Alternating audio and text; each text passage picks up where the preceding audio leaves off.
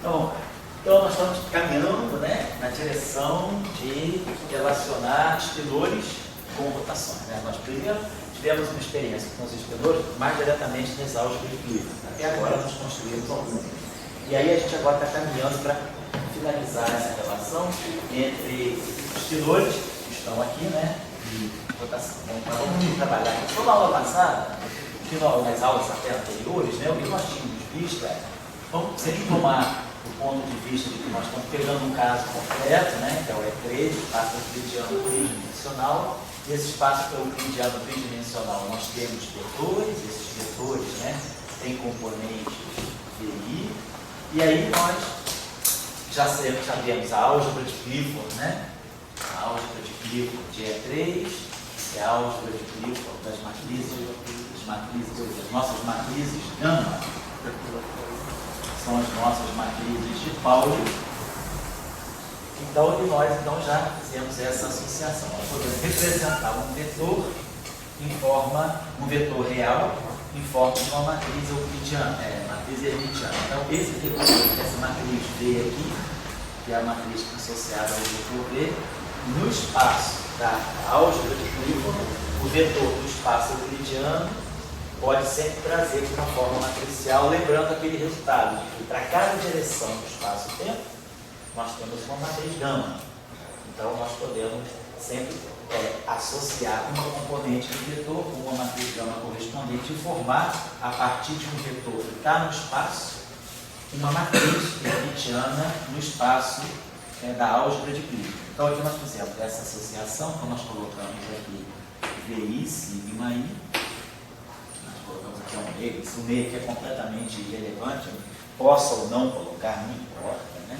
E aí isso aqui deu para nós, dava para nós aquela matriz euclidiana, V3, V1 menos V2, né? V1 mais V2 e menos V3. Então, nós formamos a partir do vetor uma matriz euclidiana, uma matriz hermitiana. Se esse vetor é real, então, essa matriz aqui é hermitiana, desde que o vetor tenha componentes reais. O vetor real ele forma sempre essa matriz hermitiana de traço nulo, né? Então, traço de V é zero.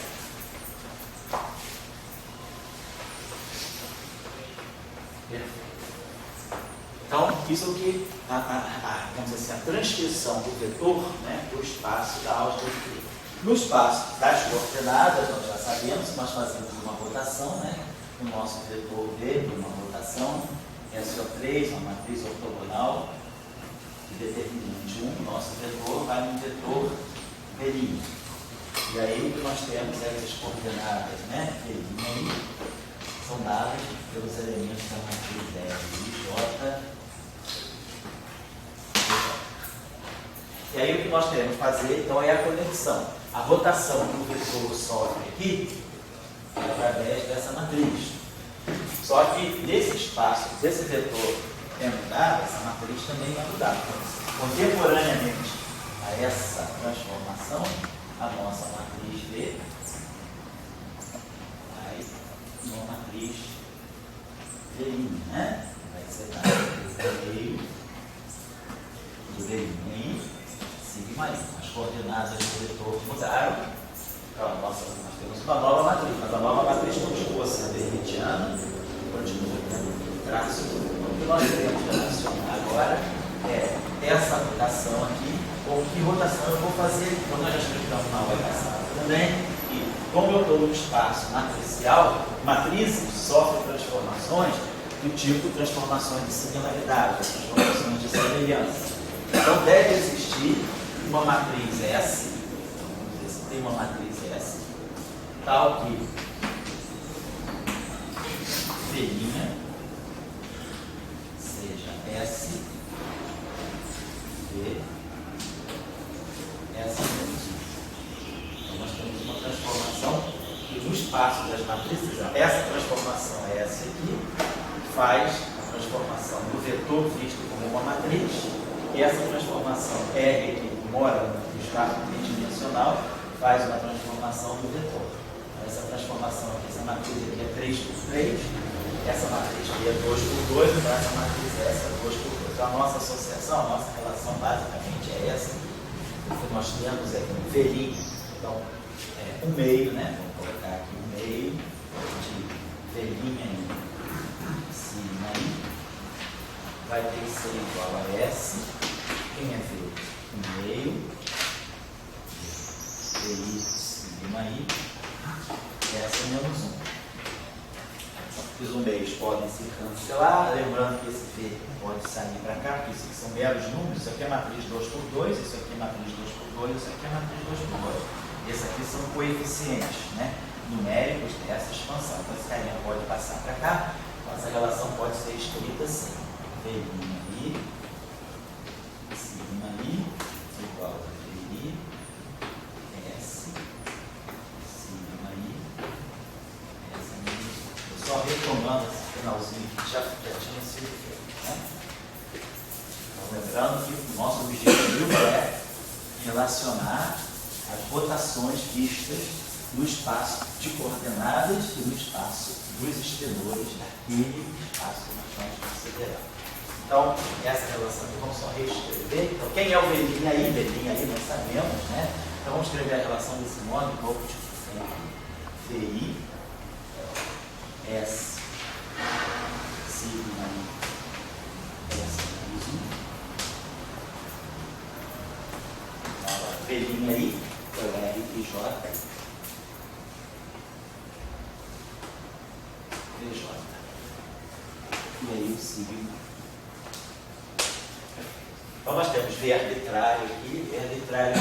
Como esses índices aqui são índices, né, saturados, aqui eu tenho pico I, aqui eu tenho pico I, J para poder fatorar o VI, né? Tem aqui esse V e tem aqui esse V, a gente pode transformar esses índices aqui como aqui é pico I, que é J com J, isso aqui é a mesma coisa que trocar I com J com I, isso aqui é a mesma coisa que R, J, I,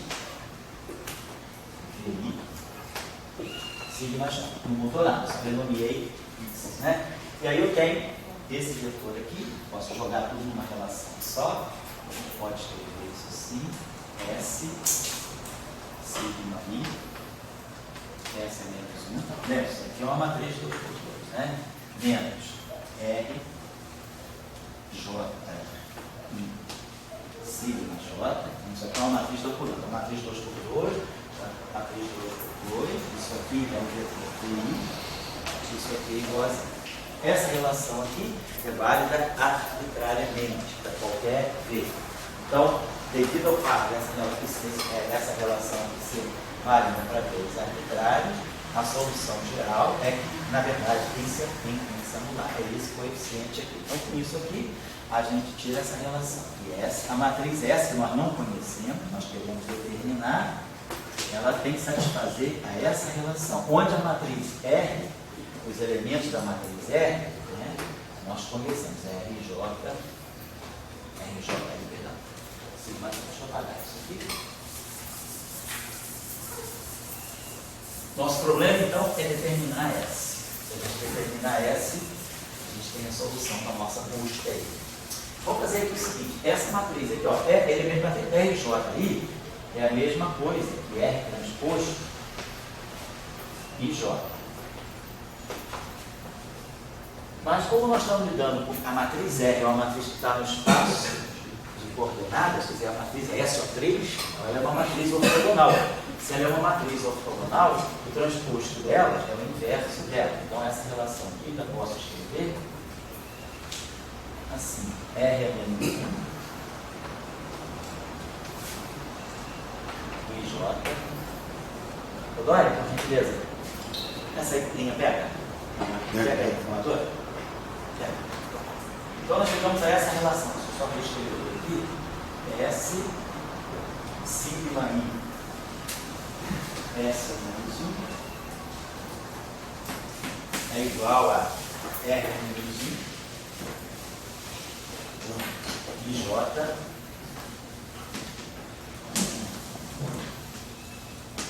sigma J.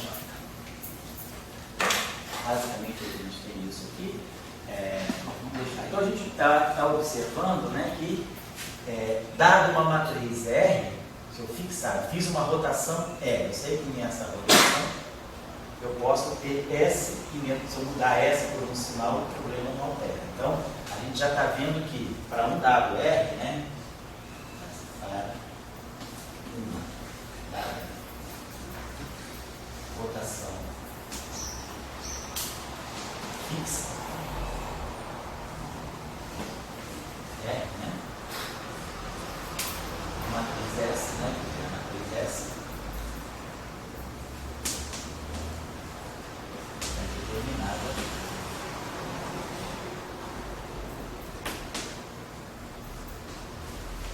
a menos de um sinal.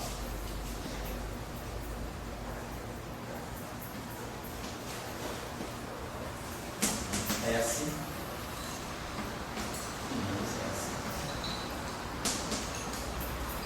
Satisfaz a relação. Então isso mostra que nos passos trivial, né? Essa matriz é determinada, é ambígua, né? Tenho, para cada rotação espacial, eu posso ter duas rotações no espaço dos esquilões. Bom, depois elaborar um pouquinho mais sobre isso. Agora a gente sabe quem é essa matriz R. Nossa matriz R é uma matriz de SO3. Então nós já sabemos que, se nós fizermos, né, uma rotação, já sabemos que o nosso, deixa eu só lembrar vocês aqui, né? O que é a nossa matriz R? A nossa matriz R nós escrevemos dessa forma, né? Exponencial de I sobre 2 ômega IJ sigma IJ. Lembraram? Então essa matriz aqui, nós falamos da rotação. Essa matriz aqui, ela designa rotação no plano 1 e 2, pode ser rotação no plano 2, 3, rotação no plano 3, 1, ou seja, uma rotação no plano 2, x, de y e z. Nós já sabíamos também que os elementos dessa matriz aqui, sigma e j, podem ser escritos, se eu pegar a matriz sigma e j, vou colocar a questão de, melhor chamar aqui de LN, matriz sigma e j, sigma e n, né? Então essas são as três matrizes. 1, 2, 2, 3, 3, 1. Os elementos de matriz são I, J. Essa matriz aqui, ela é menos I, delta de I, delta de IJ, menos delta de IJ, delta.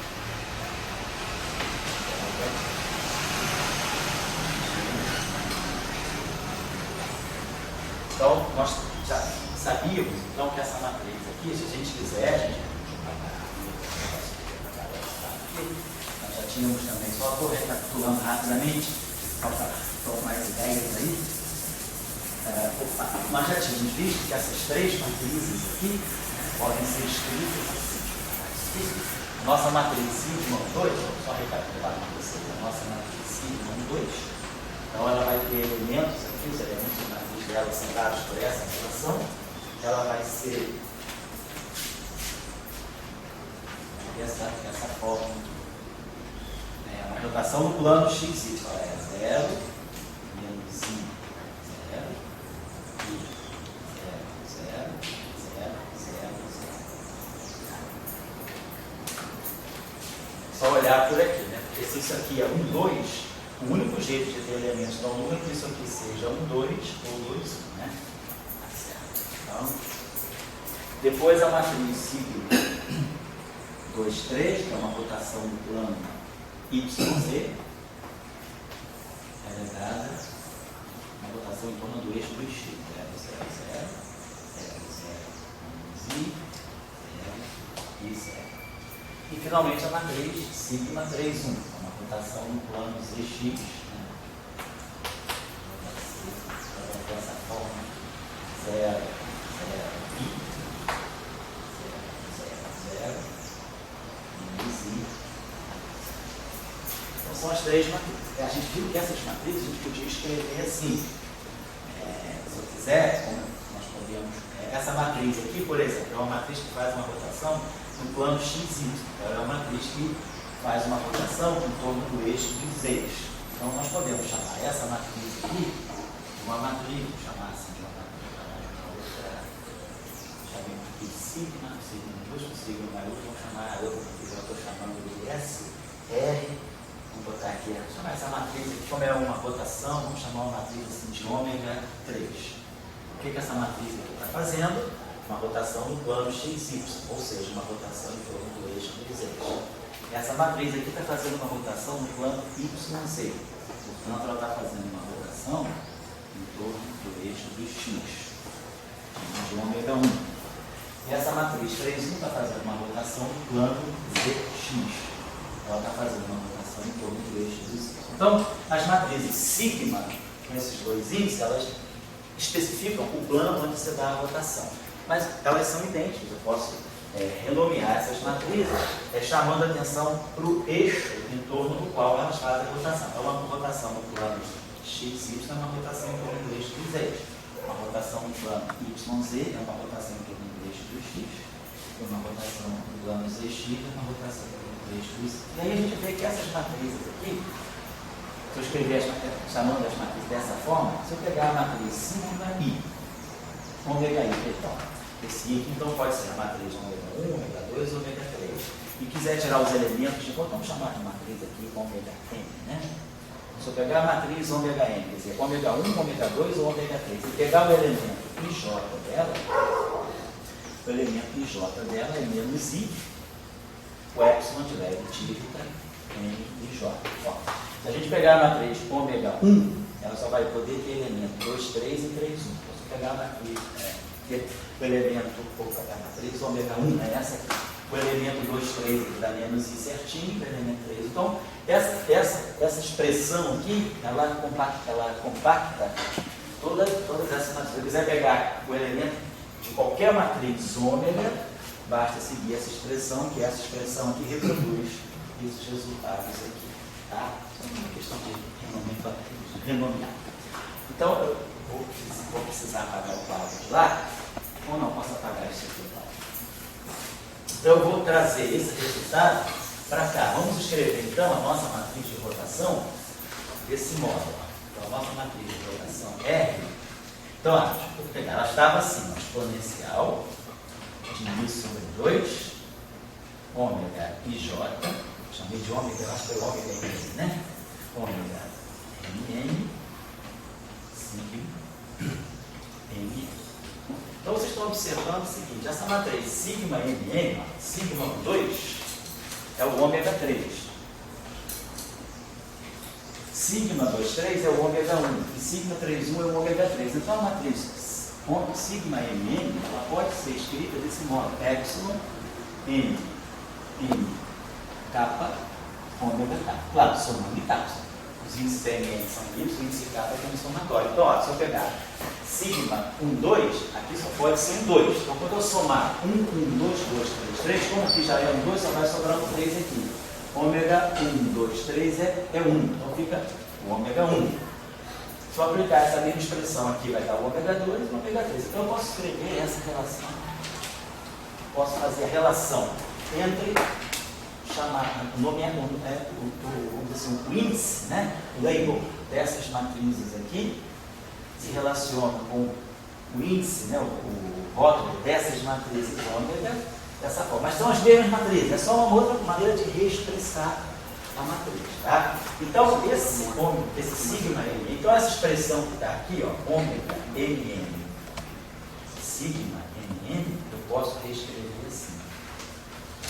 Ômega MN, epsilon M de kappa, ômega K. Então, esse carinho aqui, ômega MN, epsilon M kappa, quando eu fizer essa soma aqui, isso aqui é uma relação que vai somar em MN. Porque, na verdade, essa expressão aqui tem 3 componentes. É kappa igual a 1, porque kappa é o índice livre. Kappa igual a 1. Quando kappa for 1, eu posso somar todas as configurações de MN. 1, 2, 1, 2, 2, 1, 2, 1, 1, 3, 1, 3, 3, 1, 3, 1, 2, 3, 2, 3, 3, 2, 3. A cada capa fixo, eu somo tudo isso aqui. Mas, obviamente, né, no final do dia, a gente está vendo aqui E essa relação, ela tem um índice kappa livre. Esse kappa vai de 1, 2 e 3. Então essa relação ela vai dar, por exemplo, só para a gente ter uma ideia, se eu pegar kappa igual a 1, o que essa relação vai dar para nós? Ela vai dar o seguinte, ômega N1, epsilon N kappa. Vamos tomar kappa igual a 1.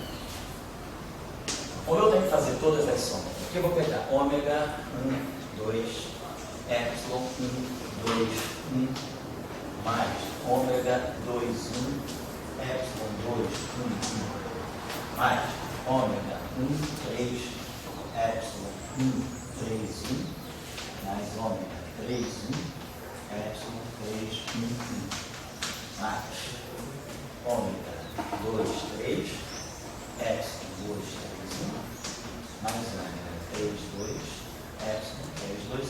Nós já sabemos que não tem ômega 1, não tem ômega na diagonal, porque esses ômegas são parâmetros assimétricos. Ômega 1, ômega MN, menos ômega MN. Então eu só tenho ômega 1, 2, ômega 2, 1, ômega 3, ômega 3, 1, ômega 2, 3, ômega 3, 1. E aí, claro, esse aqui tem dois índices iguais a zero. Esse aqui tem dois índices iguais a zero. Dois índices iguais a zero, dois índices iguais a zero. Epsilon 2, 3, 1 é a mesma coisa que epsilon 1, 2, 3. Já 1. Epsilon 3, 2, 1, eu trago esse 1 para cá, nenhum problema. Quando eu troco, eu deve ser não menos. Mas menos ômega 3, 2 é mais ômega 2, 3. Então, no final de tudo, quando K é igual a 1, isso aqui dá 2 ômega 2, 3.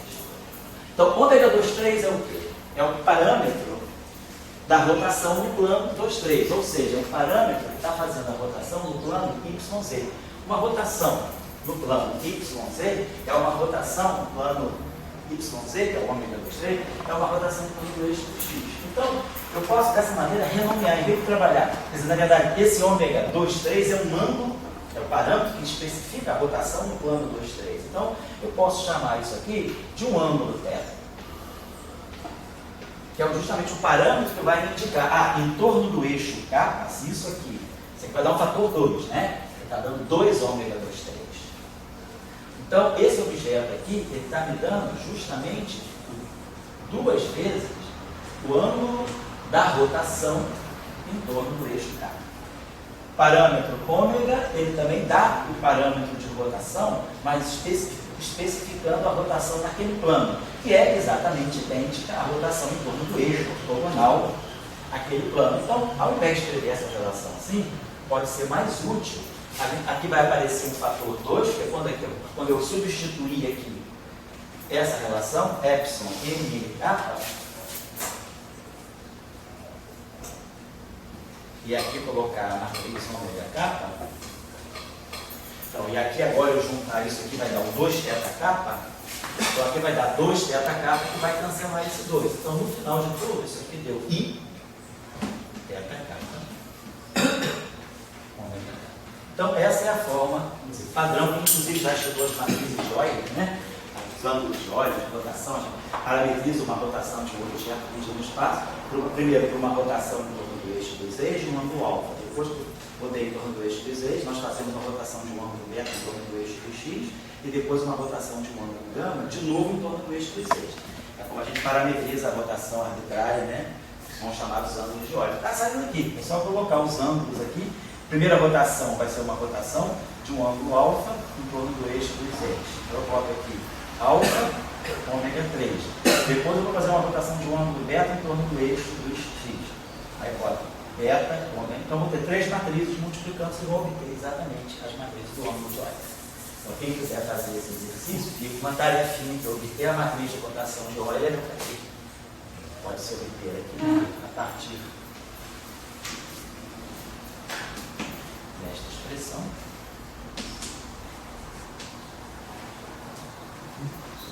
Chega-se a matriz padrão.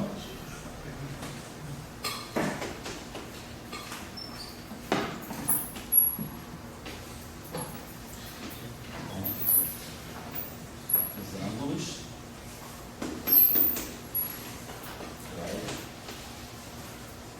alfa. Só for uma tarefinha, quem quiser fazer. Mas então o que é importante, agora que eu posso apagar isso aqui, é que ao fazer uma rotação, essa é uma vez, quer dizer, a forma padrão de uma rotação SO3 no espaço euclidiano tridimensional, a gente pode colocar dessa forma. A gente explicita os geradores, então a forma padrão da matriz R é essa aqui, exponencial de o ângulo de rotação e a matriz geradora da rotação. Então eu vou fazer uma rotação em torno desse eixo kappa de um ângulo θ associado àquele eixo. Então, e aqui a gente já sabe então que os elementos dessa matriz, cada matriz ômega kappa, ela vai ter elementos IJ dados por essa relação aqui, menos I, epsilon, kappa, IJ. Acho que a gente já fez na aula passada, a gente mostra que essas matrizes satisfazem essa relação, né? Ômega kappa, ômega L, computador, dando I, epsilon, kappa, L, N, ômega L, que é a chamada álgebra de Lie SO3. São as matrizes de rotação. Tudo acontece no espaço tridimensional. Só estou colocando dessa forma mais limpa para a gente agora voltar a essa relação aqui. Agora eu sei quem é R, claro, eu sei quem é R, eu sei quem é R é menos 1. Então R é menos 1, né? Exponencial menos.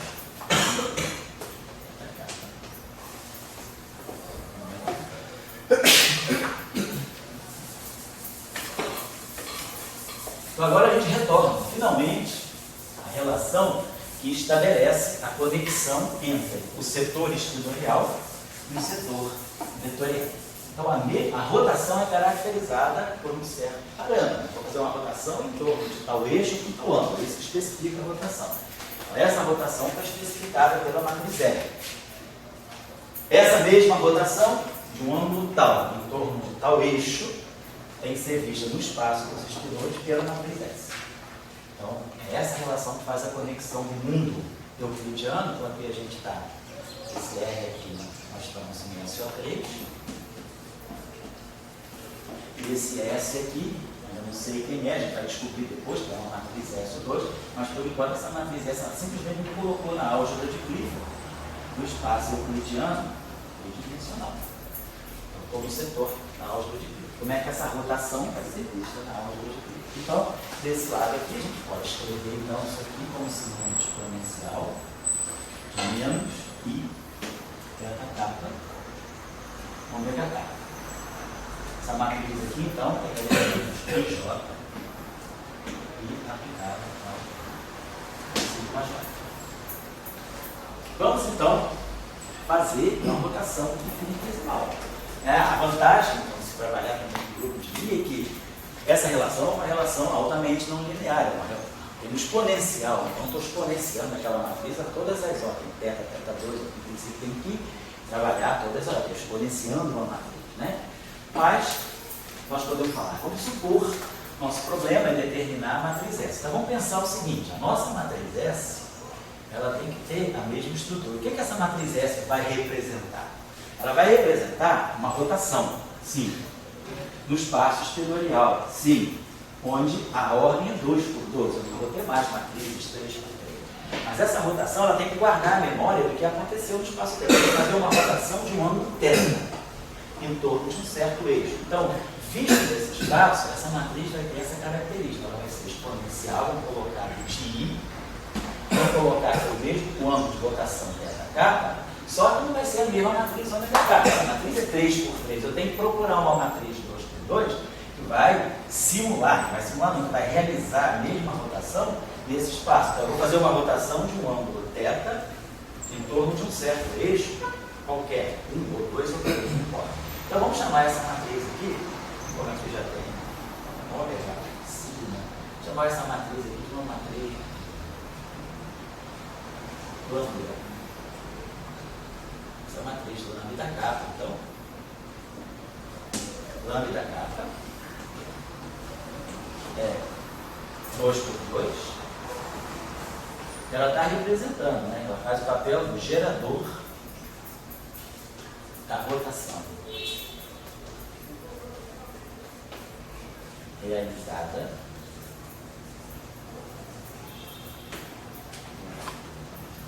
ômega kappa linha 3 Então, ela vai ser o gerador, né, quer dizer, na álgebra de Clifford, em CG3. Na álgebra de Clifford, nós estamos trabalhando. Ela vai ser o gerador naquela álgebra de Clifford, mas daquela rotação que eu estou realizando no espaço, estou conectando, né, duas divisões da mesma rotação. Uma rotação vista do espaço dos vetores e uma rotação vista do espaço dos espinores.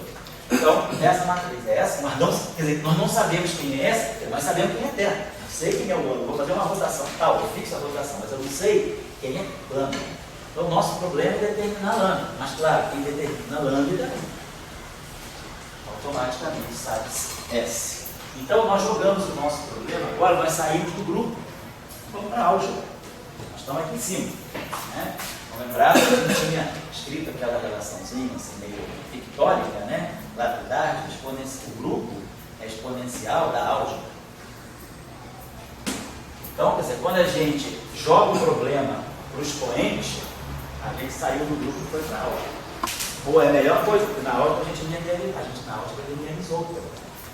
Então, qual é o truque de eu viver na álgebra? Pego uma transformação infinitesimal. Pego um teta, algo muito pequeno, né? Deixa eu apagar essa coisa que eu já posso passar. Então, para a gente linearizar e poder ficar na álgebra mesmo, vamos então pegar rotações infinitesimais. Qualquer teta k que eu vou pegar, ele é tão pequeno quanto eu queira. De tal maneira que a gente vai poder expressar os termos de ordem teta 2. Tá? Velha aproximação que a gente faz sempre em física. Lineariza para poder ter uma ideia. Né? Quer dizer, o problema da álgebra de Lie é bom por isso, porque se a gente linearizar o problema, a gente resolve o problema. Em vez de resolver o problema em grupo, a gente resolve o problema na álgebra. Claro que o grupo é diferente da álgebra. Né? O grupo é o grupo de matrizes ortogonais. A álgebra não necessariamente vai ser de matrizes. A álgebra não é de matrizes ortogonais, é de matrizes antissimétricas. Né? Esses ômegas aqui, as três matrizes ômegas, os três matrizes, elas não são ortogonais. São antissimétricas. Então, o que é o grupo ortogonal é a álgebra antissimétrica, mas a informação da álgebra ela chega ao grupo pela exponenciação. Aqui é a mesma coisa. Nós não sabemos ainda quais são as propriedades dessa matriz lambda. Das propriedades dessa matriz lambda, nós vamos estudar as propriedades da matriz S. Então, vamos fazer uma transformação infinitesimal. Então, vamos expandir S em primeira ordem interna. Então, S vai ser a identidade 2 por 2 mais I teta k lambda k. Atuando na matriz sigma I, e aqui identidade, o S é menos 1, menos I teta k lambda k. Do lado direito, vamos fazer a expansão. O primeiro termo é a identidade. Identidade IJ é o delta IJ. O primeiro termo da expansão é a matriz identidade. Então ela vai ficar puramente diagonal, delta IJ, sigma J, tal, sigma I. E o segundo termo vai ser menos I, teta k. Aí a matriz geradora ômega k, elemento IJ, sigma J. Só que isso aqui nós conhecemos. Elementos de matriz. O késimo gerador. Né, o gerador da rotação em torno do késimo no eixo. Elemento J é menos I. Epsilon, K e J. Então, primeiro tema. Identidade. Sigma I, identidade da sigma dos dois. Então, o primeiro termo me contribui. Sigma I cancela com o primeiro termo que a gente vai formar. Depois, a gente pode formar esse termo aqui, ó. Menos I, teta k, sigma I, lambda k. Sigma I é uma matriz 2 por 2, lambda k é uma matriz 2 por 2. Então, tem que respeitar a ordem. Aqui é a mesma coisa, mais I, teta k, lambda k, sigma I. E depois o termo de ordem teta ao quadrado. Esse aí eu vou expressar. Então a gente viu que o nosso problema se reduz a um comutador. Eu posso escrever essa relação como sendo I teta k, ou menos I teta k, o comutador de sigma I com lambda k. Então, né? Que é a única diferença aqui, quer dizer, esse aqui é o fatório, esse aqui é o fatório, vai ficar lambda kappa de sigma i menos sigma i lambda kappa. Então dá i θ kappa. Então o lado esquerdo ele me produz i θ kappa, comutador de lambda kappa com sigma. Então eu ainda não sei quem são as matrizes de lambda kappa, mas eu conheço em sigma i. Do lado direito, nós temos menos i com menos i vai dar menos 1. Então nós vamos ter menos epsilon kappa i j θ kappa sigma j.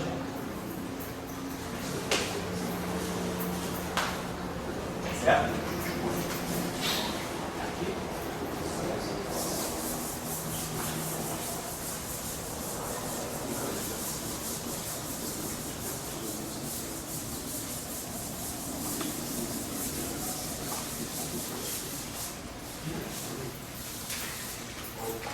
Então, temos só a expressão. Então, vamos lá, gente. Olha, esse θ kappa aqui, esse é completamente arbitrário. Tá? Eu posso fatorar esse θ kappa aqui, isso aqui, essa relação vale de forma completamente arbitrária. Eu posso multiplicar isso aqui por menos i vezes i dá 1, e multiplico aqui por menos i. Eliminando o θ kappa, porque essa relação vale para qualquer θ kappa, tem uma soma, né? E aí eu posso fatorar esse θ kappa, nós vamos ter lambda kappa sigma está dando para nós do lado direito. Eu multipliquei por menos i para ficar i epsilon kappa em j sigma j.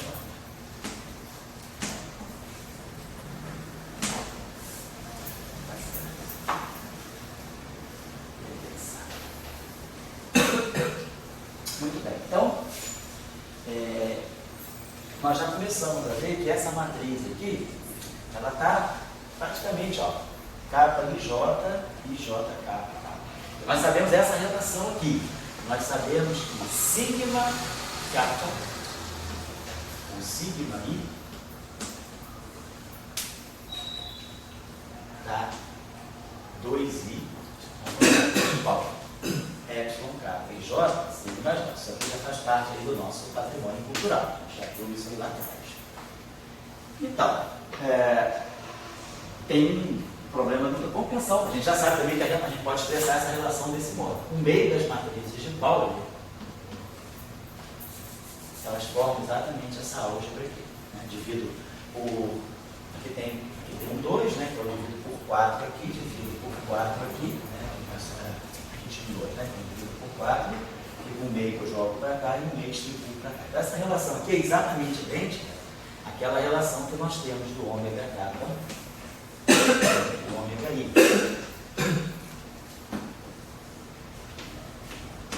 Então, no espaço 3 por 3, né? No espaço euclidiano,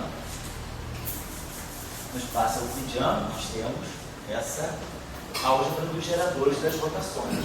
No espaço da álgebra de Clifford, nós temos, né, os geradores. Essa relação dos geradores. Então, o que eu posso pensar aqui é o seguinte: se eu pegar essa relação aqui, dividir aqui por meio, né? Vou botar aqui, eu vou dividir os dois lados por meio. Boto no meio. Então, essa relação que nós tínhamos era essa. Para eu chegar, né? Estou vendo a solução está quase com os meus olhos. Então, multiplica essa relação por um meio de cada lado. Boto um meio aqui e coleta um meio aqui. Qual é a única saída que eu tenho para lambda kappa? Sobre 2. Essa relação está automaticamente verificada. Isso já está me dizendo aqui que o lambda kappa é o sigma sobre 2. Então a solução desse problema é simplesmente ver que no espaço dos espinores, o késimo gerador, quem vai fazer o papel, né, dos geradores em torno do eixo do x, do y e do z, é exatamente essa matriz de Pauli que sai. Tudo indicou, tudo saiu daquela nossa relação. S sigma i, né? S é menos 1, igual a R é menos 1, e J sigma J. A gente foi trabalhando essa relação e aí vimos que conseguimos resolver o problema do S. Então, para nós, fica claro, isso aqui. Essa técnica é uma técnica boa, quando sempre vocês estiverem lidando com grupos de Lie, né, tentem jogar o problema para a álgebra de Lie, que facilita. Em física, né, a física gosta de fazer uma coisa mais, vamos dizer assim, simplificada. É sempre mais fácil trabalhar na álgebra, porque a álgebra tem uma estrutura linear. Em física a gente gosta de oscilador harmônico, a gente gosta de linearizar, são os vícios que a gente adquire, né? A gente realiza o problema, lineariza o problema, depois trabalha o problema não perturbativamente, introduz as correções não lineares. Oscilador harmônico é a mesma coisa, a gente resolve tudo harmonicamente, depois introduz as correções não harmônicas, né? Então é um método de trabalho. A álgebra de Lie permite isso, porque se eu saio, o grupo é uma estrutura muito mais complexa, né? O grupo é uma estrutura, tem todas as ordens da álgebra, tem que elevar exponencial. Então, eu resolvo, né, o problema na álgebra, eu fico no expoente, eu linearizo a questão e depois, sabendo quem são os geradores, eu exponencio o quantia. Eu exponencio os geradores, né? Então, para nós, a gente já entendeu que quando eu faço essa rotação no espaço-tempo, no ângulo θ, e aqueles geradores ômega-k, essa mesma rotação, ela é percebida imediatamente, ela contemporaneamente é feita no espaço escalorial através da matriz S exponencial de θk, sigma k. Então, o que é importante é observar que esses aqui são os geradores da rotação no espaço bidimensional, escalorial, e esses aqui os geradores no próprio espaço. E a álgebra que ele satisfaz é a mesma álgebra. Então, isso, quando a gente diz aí na literatura SO3, né? A álgebra de SO3 é isomórfica à álgebra de SO2, ou que o grupo SO3 é localmente isomórfico ao grupo SO2, em termos de grupo a situação é diferente, porque nós vimos que a uma matriz R daqui correspondem duas matrizes S aqui. Então, a relação do grupo não é uma. Para uma matriz de rotação, eu tenho duas possíveis matrizes de rotação no setor SO2. Por que essa matriz aqui é SO2? Agora fica claro, essa matriz aqui é hermitiana. Se essa matriz aqui é hermitiana, as matrizes lambda e sigma são hermitianas, vamos tirar o conjugado hermitiano dessa matriz. O conjugado hermitiano dessa matriz vai ser exponencial de menos I θk, sigma k, hermitiano sobre 2. Mas como as matrizes de Pauli são hermitianas, isso aqui não precisa colocar. Então essa matriz aqui é justamente a inversa dessa. Então a gente já viu que no espaço esquilorial a matriz não é ortogonal, ela é unitária. Então o que acontece no espaço euclidiano, as rotações são ortogonais. Aqui eu tenho SO, aqui eu tenho U, unitário. Agora, essas matrizes têm traço zero. A exponencial de matrizes de traço zero é sempre uma matriz com determinante 1. Então, o determinante de S é igual a 1. Então, essa matriz S, ela adquiriu todas as propriedades de uma matriz S2. Ela tem determinante 1 especial e é unitária. Então, ela 2 por 2, unitários, determinante 1. No espaço das coordenadas, eu tenho 3 por 3, ortogonal com determinante 1. Só que a relação não é 1 a 1. Para cada matriz de SO3, eu tenho duas matrizes de SO2. Então, isso aí, para quem tem topologia, passa pela discussão, não entendendo?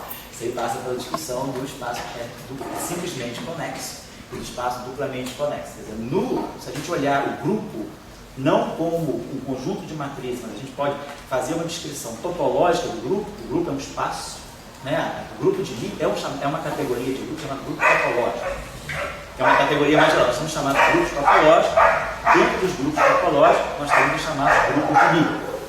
Então, do ponto de vista do espaço topológico, o espaço dos parâmetros de S3 é um espaço duplamente conexo, ao passo que o espaço de S2 é um espaço simplesmente conexo. Depois a gente vai falar sobre o espaço de parâmetros, para vocês terem tudo. Mas do ponto de vista da álgebra, não. A álgebra é idêntica. Eu só substituo essas matrizes por essa e mantenho a mesma estrutura algébrica. Então a gente diz que as álgebras são isomórficas, mas os grupos, a nomenclatura de localmente Localmente é porque a gente está imaginando que os grupos são espaços cubos topológicos, e aí localmente o espaço tangente é o mesmo. É como se eu estivesse falando de uma esfera e de um elipsoide. Quer dizer, do ponto de vista do plano tangente, se eu estou nas vizinhanças de um ponto, eu não consigo distinguir se eu estou numa esfera ou num elipsoide, mas se eu olho globalmente, eu consigo distinguir a esfera do elipsoide. Então, a álgebra, ela vive se o grupo é um espaço topológico curvo, a álgebra ela vive no espaço tangente. É o problema linearizado. Então é como se eu pegasse um espaço curvo, tiro um plano tangente num certo ponto e vivo nesse espaço plano. Se eu estou nesse ponto e nas vizinhanças desse ponto, eu estou enxergando o meu espaço como aproximadamente plano. Então as álgebras são iguais nesse sentido. Mas eu sei que saber só as vizinhanças de um ponto não me dá informação sobre o espaço todo. Do ponto de vista global, o SO3 é diferente do SO2. Por isso que a gente fala localmente isomórfico, porque em cada ponto é como se fosse igual, mas no todo não é igual. Fala aí. É isso. É isso. Essa que eu tá certo? que localmente. Te ilustrou? Perfeitamente. Então, beleza. Então, é só isso aqui que eu queria chamar a atenção. Então, nós já vimos que nós sabemos agora, então nós temos agora, como já temos um dado a mais para fazer física. A gente faz física com vetores. A gente faz física com tensores. Já aprendemos. Multiplica vetores tensorialmente, eu gero tensores simétricos, antissimétricos, aí a gente já mexeu. Agora tem uma categoria de objetos que não está no espaço-tempo. Está num outro espaço, né? Está na álgebra de Clifford. Mas eu consigo levar o conceito de rotação do espaço para esse espaço aí. O que a gente fez foi isso. Tudo que acontece aqui eu estou em E3. Então, o que está acontecendo aqui é vetores sendo transformados pela matriz R. Aqui nós estamos, né, no espaço da álgebra de Clifford, de E3.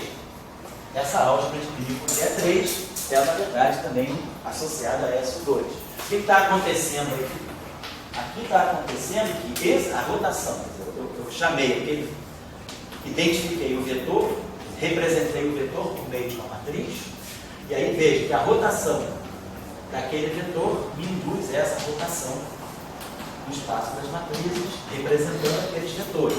Mas eu estou num espaço em que o vetor está associado a uma matriz. Matriz age em vetores. Nesse espaço 2 por 2, eu tenho vetores de duas componentes. Nós já tínhamos isso, são os espinores. Então, quando eu faço uma rotação, se a matriz se transforma dessa maneira, né, com essa transformação de singularidade, é porque os vetores desse espaço, de seguinha, vão se transformar através dessa matriz. Então, se eu pegar um espinor, tem componente psi alfa igual a 1, 2, eu estou com um bidimensional, a matriz S também tem elementos S e alfa beta, essas matrizes aqui são as matrizes S e 2. Então, isso significa que a rotação que é feita lá no espaço, meu espinor sofre a mesma rotação, mas só que de uma outra forma, é uma matriz. Quem controla a rotação dos espinores são as matrizes S e 2. Quem controla a rotação dos vetores e dos tensores é a matriz S e 3. Tá certo? E aí a gente pergunta, tem física? Tudo bem, eu criei uma estrutura matemática. Cartan criou a estrutura matemática do espinor lá em 1913, quando ele introduziu os espinores. A questão é, que horas que os espinores vão aparecer em física? Então, em 1925, com a descoberta do espino, Pauli compreendeu, não só Pauli, né, mas eu acho que também Ehrenfest também compreendeu que aqueles espinores de Cartan, estava na hora deles entrarem em física. Eles entravam em física para representar, são objetos 2 por 2, o spin do elétron era up e down, quer dizer, 2 graus de liberdade de spin. Então eu tenho um objeto agora com duas componentes, e esse objeto com duas componentes, ele sente a rotação. Quando eu faço uma rotação no espaço, esse objeto sente a mesma rotação através dessa matriz. Então, eu consigo trazer as rotações para esses objetos. Esses objetos têm duas componentes que acabam podendo descrever os 2 graus de liberdade, né, pensados, né, como se fossem graus de liberdade internos do elétron. Então, foi quando os espinores encontraram, né, quer dizer, quando eu trouxe isso para a física. Na física clássica, né, mecânica newtoniana, na física galileana, na física newtoniana, nós não temos espaço para os espinores. Né, os espinores eles são muito ligados a estruturas mais microscópicas. Então, na mecânica quântica mesmo, é um Schrödinger, não relativística, né, quando a gente descreve o experimento de Sternberg, né, que é o splitting, né, dos dois níveis, né, de spin e do campo magnético, a gente está falando então já de um objeto espinorial. A introdução do spin me trouxe o spinor de Cartan para a física. Então, nós agora temos uma nova entidade, que são os spinores de Cartan. E a gente sabe, então, como eles interagem. Então, se eu quiser, por exemplo, pensar que se nós pegarmos... Pode falar, vai. O spin, ele traz 2 graus de liberdade, né? O spin tem 2 graus, o spin dele traz 2 graus de liberdade. E por que ele não devia ser um vetor com 2 dimensões? Porque você está num espaço euclidiano tridimensional. Quer dizer, vamos dizer, você precisa de 2 componentes, você tem 2 graus de liberdade, então você tem que ir para um espaço de 2 dimensões. Você fala, mas justamente o spinor é um vetor complexo desse espaço bidimensional. No fundo, é um vetor, só que não é um vetor do teu espaço de coordenadas, porque você tem 3 componentes, você não tem como acomodar 2 graus de liberdade em 3 componentes. Você tem que ir para um espaço genuinamente bidimensional. Então, na verdade, o spinor é isso, o spinor é um vetor do espaço bidimensional, de um espaço bidimensional complexo que acomoda uma representação da álgebra de Clifford. Essa é a nossa noção de spinor. Mas os spinores também estão ligados à rotação. A gente já está começando a perceber que, pelo menos no caso particular das 3 dimensões euclidianas, o spinor ele responde não só à álgebra de Clifford, mas ele responde também à rotação. A pergunta é, isso se perpetua para todos os espaços ou isso é uma propriedade particular, peculiar de 3 dimensões? Né? Então, para nós, a nossa noção de spinor, a noção do Cartan, Cartan, quando introduz o spinor, ele introduz o spinor na álgebra de Clifford. Ele faz uma interpretação geométrica do spinor associada a planos nulos, ele faz uma interpretação muito particular geométrica, que não é exatamente a interpretação da rotação. Para nós, em física, o que nós queremos do spinor é isso, né? Que esse spinor, ele é, vamos dizer assim, entre aspas, né? Um vetor complexo, né? Da álgebra de Clifford,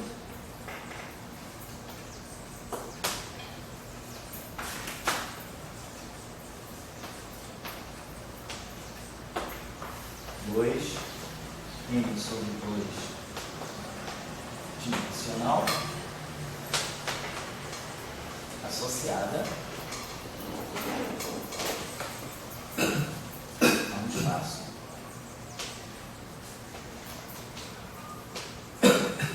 espaço vetor, um espaço-tempo, né?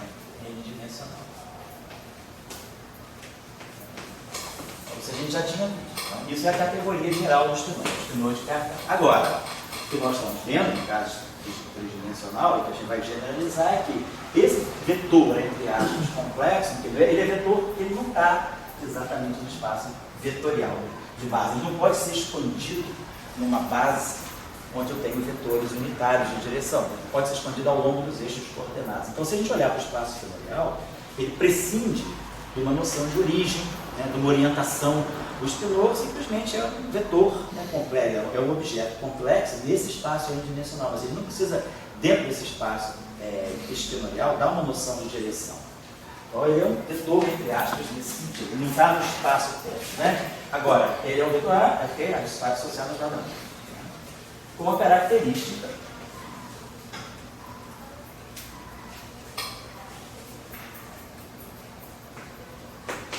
de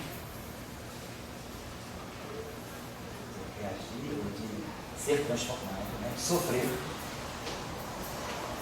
transformações, então sofrer rotações realizadas no espaço.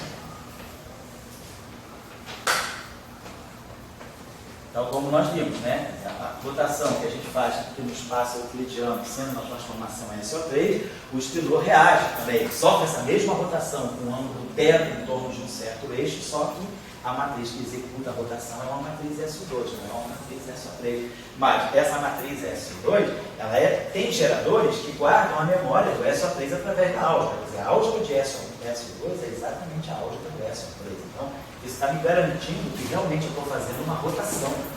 Colocou com a mesma ordem, certo? Então, só para fixar, né? Assim, fazer fixar as ideias mais claramente, vou fazer isso aqui.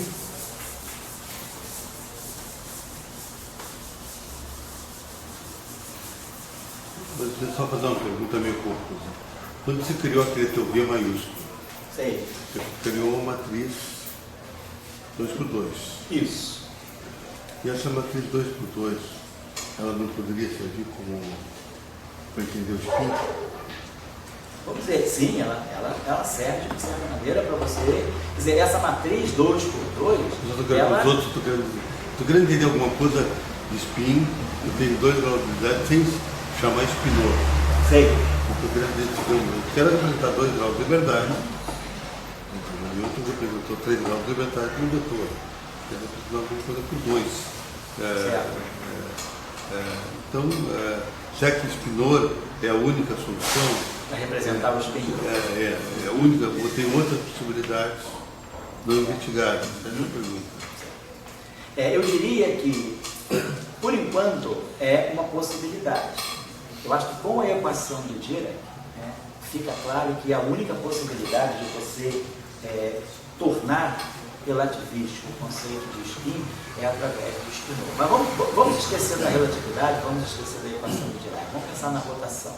Então, a pergunta que você está fazendo é: como eu consigo implementar, quer dizer, como eu consigo trazer o conceito de rotação de um espaço bidimensional, que não seja o espaço-tempo, mas que não necessariamente siga os cânones da álgebra de Phi. Então, será que eu conseguiria trazer as rotações tridimensionais para um espaço complexo, bidimensional, que nada tem a ver com a álgebra de Phi? É essa a pergunta que você está fazendo. Pensar aqui rapidamente, assim, se responder rapidamente. Vamos pensar, o que caracteriza, para nós, o que é crucial é isso aqui. Vamos descer a álgebra de Phi. Para nós, o que é crucial é isso aqui.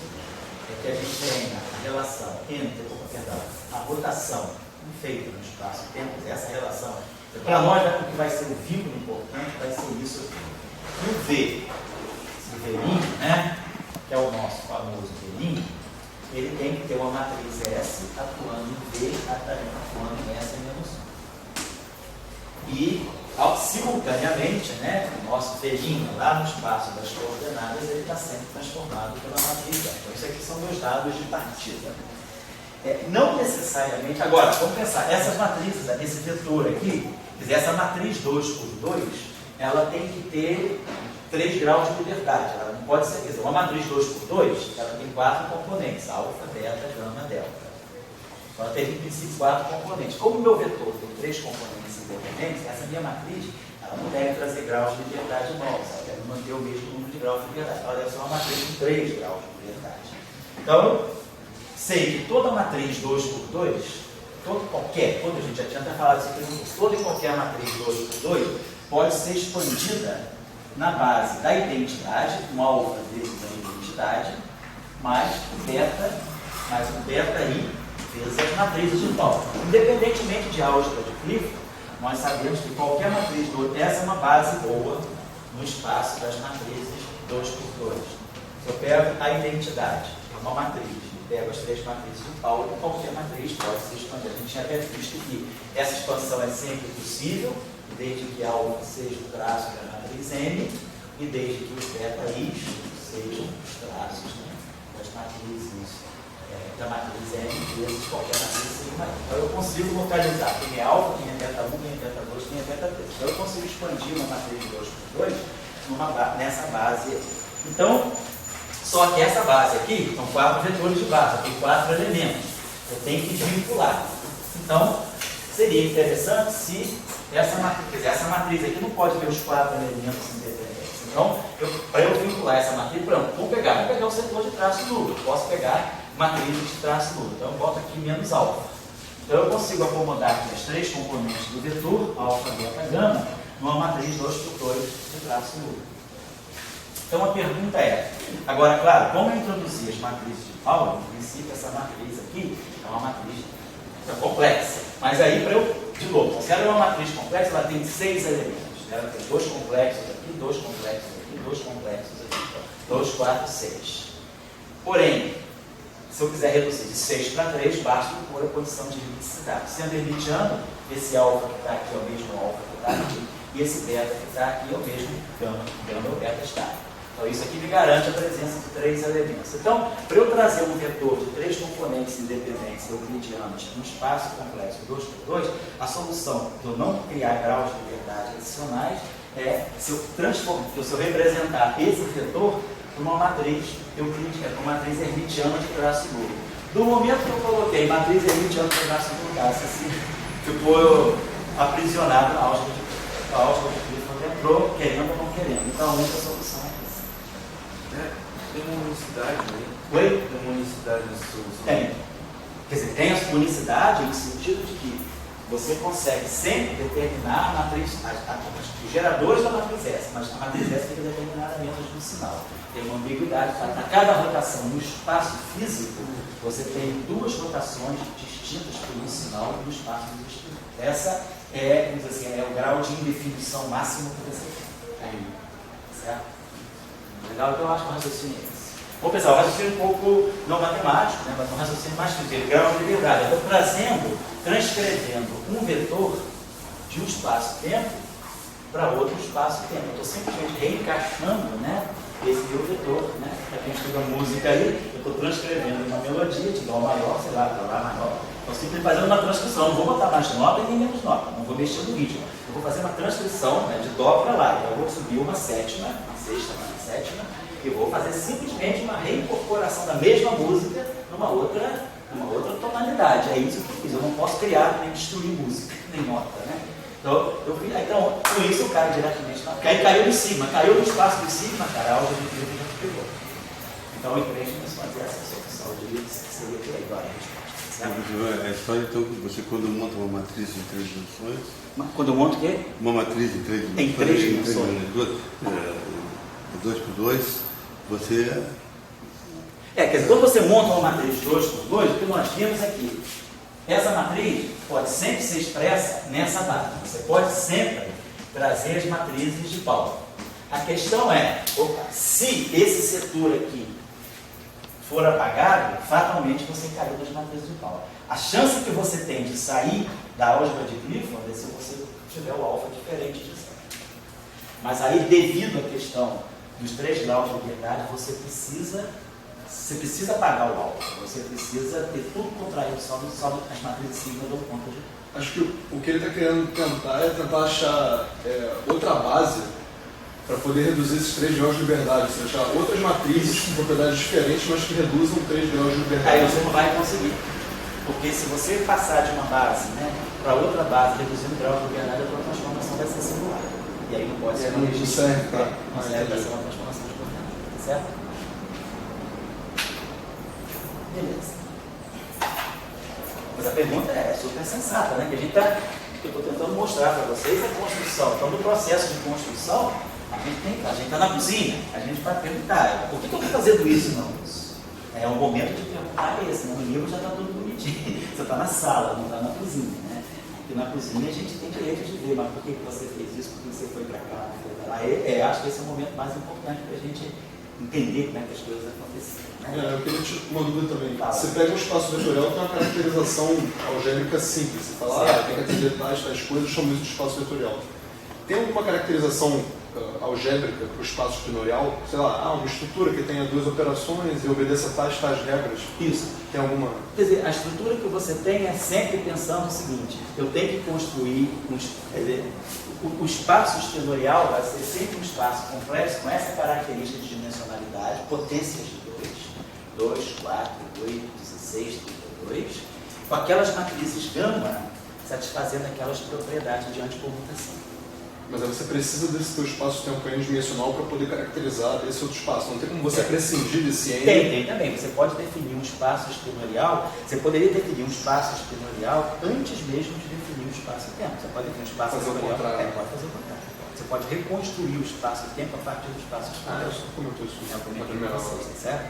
A discussão de Cartan é bem interessante nesse sentido, né? Porque o Cartan tenta mostrar mais isso, ele mostra vamos dizer assim, o papel mais central dos espinores do que o próprio espaço-tempo. espaço-tempo é mais secundário, o espinor é mais fundamental. E é isso que a gente falou já também. Isso traz uma discussão, vamos dizer, para a física também interessante, que não deve ser por coincidência, então, que a matéria fundamental do universo é uma matéria, a matéria que nós conhecemos, fundamentalmente é uma matéria fermiônica, portanto, descrita por espinores. Quer dizer, os espinores são a base dos férmions carregados, dos neutrinos e dos quarks. Então, toda a matéria, pelo menos do modelo padrão, é matéria espinorial. Claro que fora do modelo padrão, né, se a gente estende o modelo padrão mais amplamente, se a gente introduz, por exemplo, supersimetria do modelo padrão, aí a gente pode ter uma matéria de uma natureza aqui, matéria fundamental que não seja de uma natureza espinorial. Por exemplo, a gente vai ter quarks escalares, vai ter elétrons escalares, que a gente chama de selectrons, vamos ter neutrinos escalares. Então, a gente começa a trazer uma outra categoria de matéria, mas o modelo padrão, para o modelo padrão, a matéria fundamental é basicamente fermiônica. Você constrói toda a matéria, né, vamos dizer, os 4% de matéria visíveis do universo, matéria visível do universo, a gente constrói a partir dos espinores, dos férmions, né? Elétrons carregados, neutrinos e quartos. Mas, claro, a parte de radiação, que são os bósons, né? Os bósons vetoriais intermediários, os gluons. Né? Mas eu acho que tem algo a ver aí, né? Não é uma coincidência. Né? Simplesmente eu acho que o estudo dos espinores em física e a grande contribuição de Dirac nesse sentido foi de investir mais profundamente, né, na versão relativística dos espinores para compreender que, do ponto de vista mais microscópico possível, a gente deve acessar o espaço-tempo pelo lado espinorial dele. Na supersimetria, por exemplo, essa é a grande novidade. Para a supersimetria, o espaço-tempo da gente não é só o espaço-tempo t, x, y, z, não é o espaço-tempo da relatividade especial. Na supersimetria, de um ponto de vista, assim, vamos dizer, fisicamente mesmo aceitável, não é uma coisa, não é um espaço, vamos chamar assim, um espaço auxiliar, fictício. Não, eu tenho que introduzir novas coordenadas fermiônicas no espaço-tempo. Então, na supersimetria, quando a gente fala do superespaço, então, quando a gente introduz a ideia de supersimetria, que é uma simetria com certas características, né, de fazer essa degenerescência entre bósons e férmions, a supersimetria, por exemplo, o espaço-tempo dela vai ser o espaço-tempo coordenado de bósons, x, y, z. Mas nós vamos ter um setor novo.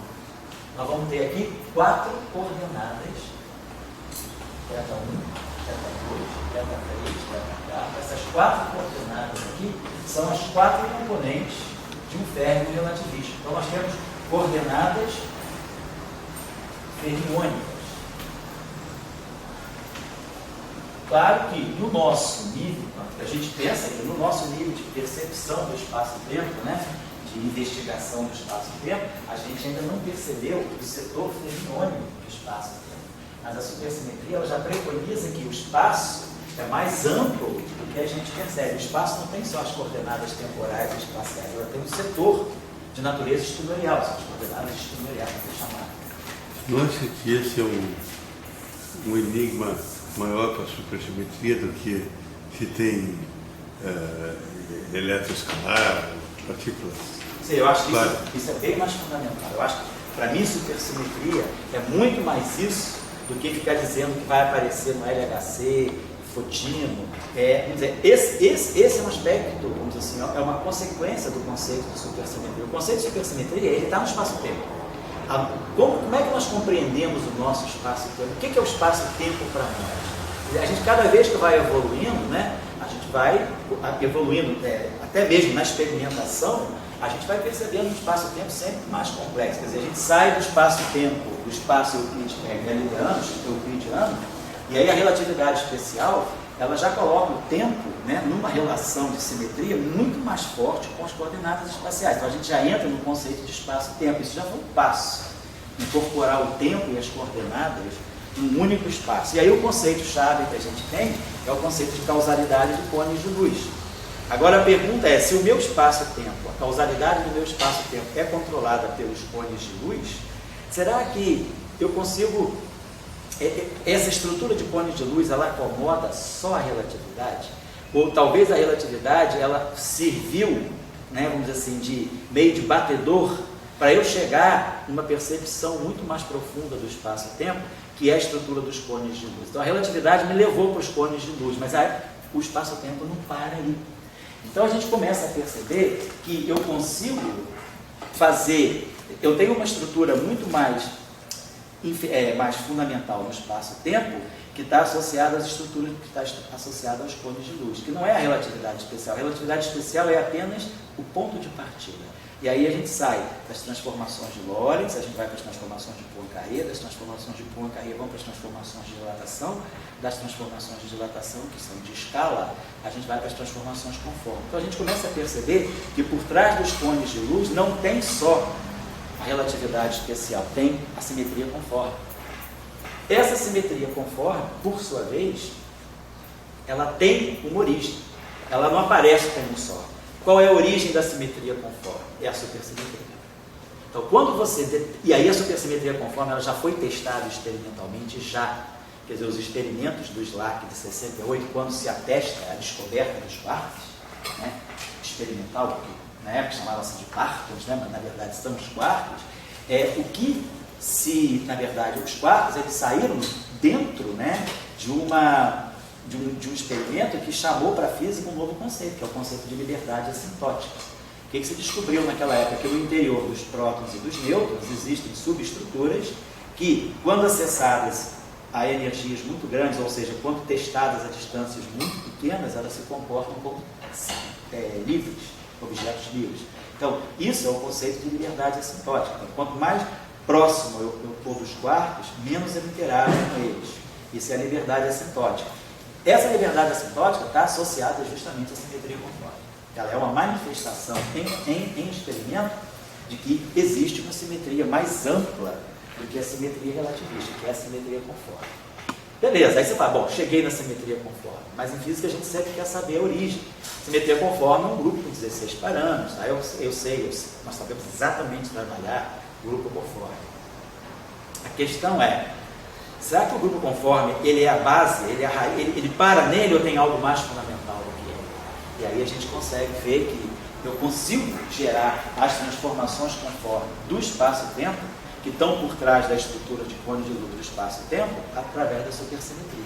Então, a supersimetria, ela entra como se fosse a raiz quadrada do grupo conforme. Se eu pegar duas transformações de supersimetria e combinar, eu obtenho uma transformação conforme, que está por trás da estrutura de cone de luz do espaço-tempo. Então, a supersimetria, ela está lá no espaço-tempo. Ela não está nos parceiros supersimétricos. Se não aparecer supersimetria no LHC, nenhum problema. Poderia aparecer, seria bom, porque a gente teria uma manifestação da supersimetria abaixo das energias, né? Energias acessíveis nos aceleradores. Mas pode ser que a supersimetria não seja uma simetria de acelerador. Ela seja uma simetria muito intrínseca ao espaço-tempo. Nós não podemos negar. Se a gente acredita na causalidade nos cones de luz do espaço de Minkowski, a supersimetria já tem. Faça o que quiser com ela. Ela pode ser aplicada no modelo padrão, não pode. Não sei o que vai acontecer, mas ela está lá. Então eu diria que a supersimetria é uma supersimetria muito mais profunda do que simplesmente a manifestação através de objetos que podem vir a ser detectados no acelerador. Esse discurso é um discurso meio antipático? Sim. Por quê? Porque parece que a gente está sempre dizendo, se não aparecer, tudo bem, eu tenho uma maneira de justificar. Mas não é assim que a supersimetria apareceu. Depois ela se popularizou porque uma das consequências dela é produzir parceiros das partículas conhecidas. E a pergunta é, eu consigo trazer essa supersimetria para o nosso mundo? Porque se você tem uma simetria na natureza, você gostaria de conectar ela com a tua realidade. Aí eu tomo esse ponto de vista, sim, eu quero. Eu quero conectar a supersimetria com o mundo real. Eu vou criar um mecanismo para isso. Aí você criou um mecanismo. Você não criou a supersimetria. Você criou um mecanismo. Então, o que pode estar incriminado é o teu mecanismo, não é a supersimetria. A supersimetria está lá. Agora, como eu estou trabalhando para trazer essa simetria nova para as energias dos meus aceleradores, aproximar ela ao máximo possível da escala do modelo padrão, isso é um desígnio meu, dos homens, não é um desígnio da natureza. A natureza deu a supersimetria. Agora, o que a gente vai fazer com ela? Nós estamos tentando. Pode ser que ela apareça na LHC, mas eu estou só preparando vocês para esse discurso popular que existe. Não apareceu partícula supersimétrica, a supersimetria morreu. Isso é um discurso de rua, isso é um discurso senso comum. Uma pessoa que trabalha em ciência, ela tem que estar atenta a todos os pormenores. Então, mesmo que você não goste da supersimetria, que você não seja partidário, que você acha que seja uma simetria complicadora, um artefato, um artifício, um efeito especial que a gente coloca na física, ela está lá. Se tem cone de luz, se tem espaço de Minkowski, ela está lá guardadinha, escondidinha. Agora, como que você vai trazer ela para a tua realidade é outra questão. Ele não tinha supersimetria. Tá, só para terminar, eu já vou falar. E aí sim, quando a gente introduz a supersimetria, a gente percebe que nós descobrimos um novo setor de coordenadas no espaço. É isso que nós chamamos de superespaço. Muita gente pensa que o superespaço, ou adota até o ponto de vista de que o superespaço é um espaço auxiliar, onde esse setor aqui é um setor meramente artifício para eu poder introduzir a supersimetria. Não. Esse setor é legítimo. Se nós não temos condição de medir as coordenadas fermiônicas, o problema é nosso, não é problema da natureza. Elas estão lá. Nós é que não sabemos acessar, ou que não conseguimos. Talvez sejam coordenadas que nunca vão ser acessadas. Mas será que a gente vai conseguir um dia acessar a escala de Planck? Mas a escala de Planck está lá. Ninguém pode negar que H cortado G sobre C3 raiz quadrada é a escala de Planck. Se tem H cortado, se tem G, tem C3, tem escala de Planck.